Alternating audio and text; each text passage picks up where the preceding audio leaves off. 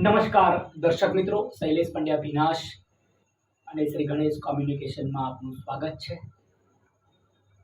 YouTube channel Shri Ganesh communication અને Shailesh Pandya ભીનાશ YouTube channel પર આપનું સ્વાગત છે. દર્શક મિત્રો, હું ટેલિવિઝનમાં કાવ્યરસ નામે પ્રોગ્રામ કરું છું.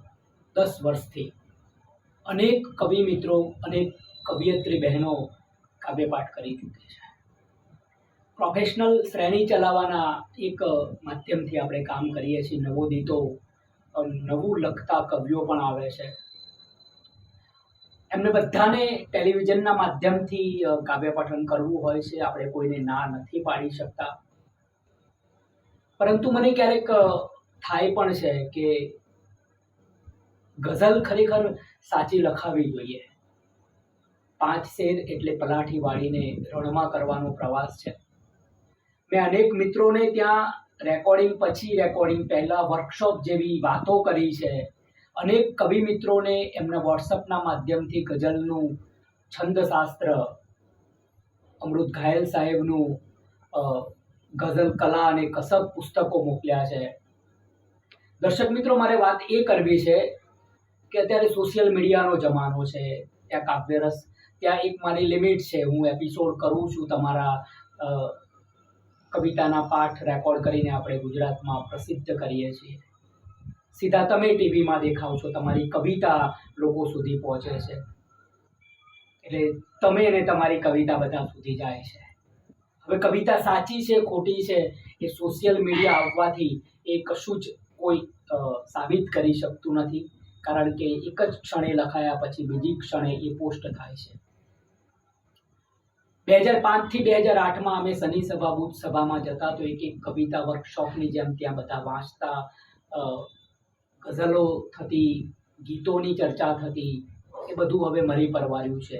અત્યારે સાચું સાંભળવા કોઈ તૈયાર નથી અને સાચું કહેવાનો કોઈની પાસે સમય પણ નથી. તો મેં વિચાર્યું કે ચાલો ગઝલ શીખીએ. એ બી એક શ્રેણી યુટ્યુબના માધ્યમથી હું આપ સુધી પહોંચાડું. ચાલો ગઝલ શીખીએ. તો આ પ્રથમ ભાગમાં આપણે મળી રહ્યા છીએ. અનેક કવિ મિત્રો મારા કાવ્ય પઠનમાં નવોદિતો આવેલા છે, ઘણા પીઢ કવિઓ પણ આવેલા છે, પરંતુ ગઝલ કઈ રીતે લખાય ખાસ તો એ આપણે શીખવું છે. સાદી ભાષામાં ક્યારેક બોર્ડનો પણ ઉપયોગ કરીશું આપણે જ્યારે છંદની વાતો આવશે. પણ દર્શક મિત્રો, મારે આ બાંધણી એટલા માટે કરવી પડી કે ગઝલ એ ખાવાના ખેલ નથી. 125 વર્ષ કરતાં પણ વધુ સમય, 150 વર્ષ, 125 ને 150 વર્ષની આપણી ગુજરાતણ ગઝલ થવાની તૈયારીમાં છે. અરબી ફારસીમાંથી સીધી જ ઉતરી આવી.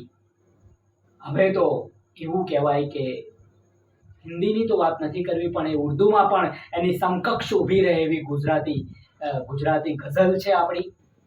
બાલાશંકર કંથારિયાની શરૂઆતથી ગુજારે જે સિરે તારે તે જગતનો નાથ સહેજે, ગણ્યું જે પ્યારું પ્યારા એ અતિ પ્યારું ગણી લેજે. કલાપી સાહેબની પણ ગઝલ જ્યાં જ્યાં નજર મારી ઠરે ત્યાં ત્યાં. આ બધી જ ગઝલો શરૂઆતની ગઝલો, પણ પછી ક્યારે કાળક્રમે બરકત વિરાણી બેફામ સાહેબ આવે છે અને અનેક મરીઝ સાહેબ, શેખાદમ આબુવાલા, શૂન્ય પાલનપુરી શેખ, ઓજસ પાલનપુરી, મારી હસ્તી મારી પાછળ એ રીતે વિસરાઈ ગઈ, આંગળી જળમાંથી નીકળીને જગા પુરાઈ ગઈ. હું અનેક સંચાલનમાં આ શેર ટાંકતો હોઉં છું ને કહું છું કે ક્વોન્ટિટી નહીં, ક્વોલિટીમાં એક શેરથી કવિ જીવી જતા હોય છે. જયંત પાઠકની મને અતિ પ્રિય કવિતા માની, જાંબુડાના ઝાડ પર લટકતો લીલો લીલો મારો સૂરજ ક્યાં છે, ક્યાં છે મારા ખેતર ખૂણાના કબૂતરાની પાંખો પર સૂતેલો ભોળો ભોળો અંધકાર. પ્રભાત પંખીના પગલાની લિપિમાં અડખેલો ડુંગર ફરતો ચકરાતો એ ચીલો ક્યાં છે પથ્થર વચ્ચે પાણી લઈને વહેતી નદી, વન પરીના નાનકડા ખોબા જેવી તરંગોની આગળીઓ વચ્ચે પવન રમાડતી પેલી મારી તલાવડી ક્યાં છે મારું ખેતર ખૂણાનું ગામ, ગામનું ઘર, ઘરની કોઢ, કોઢની અંદર અંધારાની કાળી ગાયને દોતી મારી બા ક્યાં છે. આ છાંદસ કવિતા છે. આ પ્રકૃતિના દ્રશ્યો ઊભા થાય છે. તમે કોઈ પણ વાત ફકરા સ્વરૂપમાં લખીને એને છાંદસ કવિતાઓ, ગઝલ, ગીત એના ફોર્મેટ છે. આપણે ગઝલને આપણે શીખવી છે તો સૌ પ્રથમ તો એ અરબી ફારસીમાંથી ઉતરી આવી છે. પ્રથમ ભાગમાં આપણે એનું ઇન્ટ્રોડક્શનના સ્વરૂપમાં મારે તમને સમજાવવું છે. સૌ પ્રથમ તો તમારામાં ઉર્મિઓ હોય, તમે લખો છો, સારું છે, એને પોલિશ કરવી ખૂબ જરૂરી છે. આવે છે એને શબ્દોના બંધારણો છે, એનું આંતરિક બંધારણ છે, એનું બાહ્ય બંધારણ છે. બાહ્ય બંધારણમાં એ પ્રથમ પંક્તિને આપણે પ્રથમ પંક્તિ કાવ્ય પંક્તિ નથી કહેતા, ઉલા મિસરો ને સાની મિસરો આપણે કહીએ છીએ. બે મિસરા બનીને એક શેર બનતો હોય છે. દરેક શેર સ્વતંત્ર છે ગઝલનો. તમને મુસલસલ ગઝલ હોય તો તમારા જેટલા શેર હોય એમાં એક જ વાત ચાલે છે, પણ બાકી બીજી ગઝલોમાં તમે માની વાત કરીને બીજી ગઝલમાં પિતાની વાતને ઈશ્વરની વાત કરી શકો, તમારી પ્રિયતમાની વાત કરી શકો. ગઝલના દરેક શેર સ્વતંત્ર હોય છે. ઉલા મિસરો સાની મિસરા સાથે જોડાયેલો હોય છે ને ચોટ ઊભી કરે છે. મતલા ને મક્તા હોય છે. મતલા એટલે શરૂઆતના ગઝલના બે જે ઉલા મિસરો સાની મિસરો બનીને જે મતલા બને છે. મક્તા એટલે શાયરનું જો તખલ્લુસ આવે તો એને મક્તા કહેવાય છે, છેલ્લો શેર, અને ના આવે તો અંતિમ શેર કહેવાય છે. રદીફ હોય છે, કાફિયા હોય છે, ને આ બધું કરીને પછી છંદ તમારે જે બહેર છે ઉર્દુની,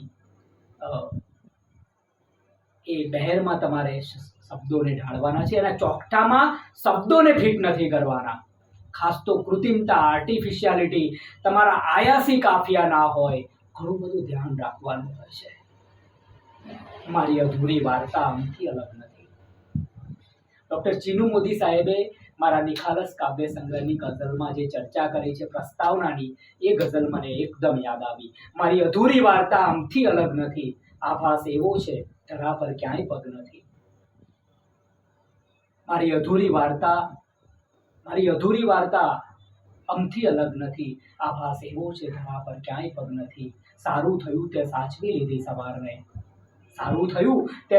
લીધી સવારને, ચંચળ છે મન આ સાંજ પણ અડગ નથી.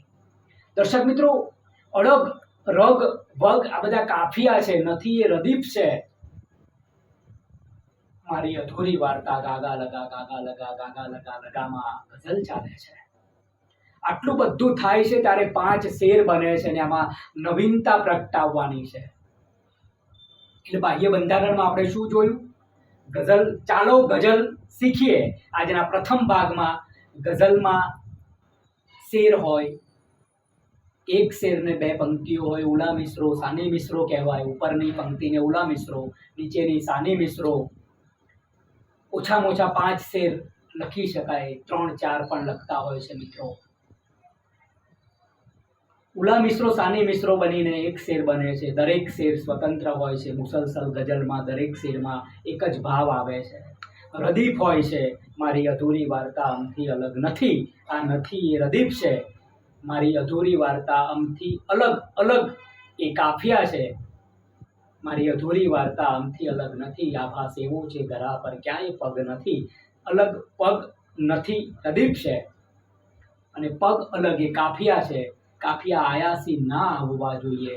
એ એકદમ સહજ રીતે તમારી ગઝલમાં આવે. બેસી શકો તો એક ભીની વાત હું કરું, આ સૂર્ય પર પડદો કરીને રાત હું કરું. સ્વીકારું કાહું મહેરબાની કા સ્વતંત્રતા, પર્વતની સામે પણ સતત તાકાત હું કરું. દરરોજ આવો છું છતાં સમજી શક્યા નથી, વાતો નિખાલસ એટલી સાક્ષાત હું કરું. દર્શક મિત્રો, વાત એમ છે, સાક્ષાત વાત આ કાફિયા છે, કરું એ રદીફ છે. ગાગા લગામાં ગઝલ ચાલે છે. આંતરિક બંધારણ એનું છંદ ઉપર આપણે જવું છે. અત્યારે આપણે એક વસ્તુ શીખવાની છે. મેં શનિ સભામાં આદરણીય ડૉક્ટર ચીનુ કાકા પાસેથી એ ત્યાં વર્કશોપ ચાલતી હતી, ત્યાં જઈએ, અમારી ગઝલો મઠારાય, ત્યાં ચર્ચા થાય, શું ખૂટે છે. આજની આધુનિક ગઝલ આજની સાંપ્રત પરિસ્થિતિ પર લખાય છે. કોઈ ઇમેજિનેશન ને કોઈ કલ્પનોમાં ને કોઈ મીથ ઉપર ને એ બધું અત્યારે નથી લખાતું. આજની સાંપ્રત તમે જીવો છો એવી વાત ગઝલમાં લઈને આવવાની છે, અને એ વાતો અત્યારે થાય છે. દર્શક મિત્રો, દોડતું આવી છુપાઈ જાય છે, કોક મારામાં સમાઈ જાય છે. આ ચોટદાર ગઝલો નવું કઈ રીતે આવે, આ બધું જોવાનું હોય છે. આ બધા ઉદાહરણો મેં મારી ગઝલોના તમને આપ્યા છે. પછી આપણે મિત્રોની પણ ગઝલો જોવાની છે. મેં આસ્વાદ પણ એટલા કર્યા છે, એટલા રેકોર્ડિંગ પણ કર્યા છે. કેટલાય મિત્રોના સ્વમુખી ગઝલો સાંભળવાનો હું નસીબદાર બન્યો છું. આકાશવાણીમાં પણ મેં અનેક જૂના મૂર્ધન્ય કવિઓના રેકોર્ડિંગ સાંભળ્યા છે. દર્શક મિત્રો, આંતરિક બંધારણ, બાહ્ય બંધારણ, આ બધું મારે તમને લખીને પણ આપણે જોવાનું છે, સમજવાનું છે. ઘાયલ સાહેબનું પુસ્તક મને ગઝલ કલા અને કસબ મારા માટે ખૂબ ઉપયોગી નીવડ્યું હતું. જીતુ ત્રિવેદીનું સમજીએ ગઝલનો લય, એ પણ મેં વાંચ્યું અને એનાથી પણ ઘણું બધું શીખ્યો છું. ઘણું બધું પુસ્તકોએ શીખવાડ્યું છે, ઘણું બધું જાતે શીખ્યો છું, મથીને તૈયાર થાઉં છું. મને યાદ છે કે મારી નબળી ગઝલ હું શનિ સભામાં લઈ જઈને પ્રસ્તુત કરું. જેના મને કોન્ફિડન્સ હોય, ગઝલ મેં ક્યારેય શનિ સભામાં વાંચી નથી. એનાથી જ તમે શીખી શકો છો. ટીકા સહન કરવાની તમારે શક્તિ રાખવાની છે અને તો જ તમારામાં ઘણું બધું પ્રગટવાનું છે. દર્શક મિત્રો, ચાલો ગઝલ શીખીએના પ્રથમ ભાગ આપણે સમાપન કરીએ છીએ. આ પણ મારા સમયના અનુસાર હું એક ભાગ લઈને આવવાનો છું, કારણ કે કોર્પોરેટ નોકરી છે, મીડિયાની નોકરી છે, અપડાઉન છે. આ બધામાં હું કેટલો સમય કાઢી શકું છું ને ક્યારે રેકોર્ડિંગ કરીને મૂકી શકું છું. પણ 100% આપણે ચાલો ગઝલ શીખીએમાં વારંવાર મળતા રહેવાના છીએ. નમસ્કાર. તમારી કોમેન્ટ્સ મને ચોક્કસ લખજો. તમને કેવું લાગ્યું છે કે મારે ખરેખર આ કામ કરવું જોઈએ, હા કે ના? તમારે પ્રતિભાવ આપવાનો છે. નમસ્કાર.